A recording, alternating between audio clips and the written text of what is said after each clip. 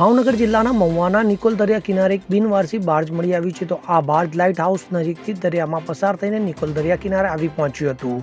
સ્થાનિક માછીમારોના જણાવ્યા મુજબ આ માલવાહક બાર્જનો ઉપયોગ દરિયાના પેટાળમાંથી રેતી કાઢવા માટે થાય છે. વળી મોટી વસ્તુઓને એક સ્થળેથી બીજે સ્થળે ખસેડવા માટે બોટની પાછળ બાંધીને પણ તેનો ઉપયોગ કરવામાં આવે છે. તો આ બાર્જને થાપડું અથવા ફોન્ટન તરીકે પણ ઓળખવામાં આવે છે. તો બાર્જ પર રુદ્ર 1 નંબર અને મુંબઈ લખેલું છે. આટલી મોટી વસ્તુ દરિયામાં બિનવારસી હાલતમાં તરતી મળી આવતા દેશની સુરક્ષા વ્યવસ્થા સામે પ્રશ્નો ઉભા થવા પામ્યા છે. તો કોસ્ટગાર્ડ અને પોલીસની ટીમ ઘટના સ્થળે દોડી ગઈ અને આ મામલે તપાસ હાથ ધરી હતી. તો પ્રાથમિક તપાસમાં બાર્જમાંથી કોઈ શંકાસ્પદ વસ્તુ મળી આવી નથી. ત્યારે હાલ આ બાર્જ દરિયાના મોજામાં તણાઈને નિકોલના દરિયા કિનારે આવી પહોંચ્યું હોવાનું માનવામાં આવી રહ્યું છે. Bureau report CN24 news. હવે જુઓ દેશ દુનિયાની તમામ ખબરો તમારી આંગળીના ટેરવે.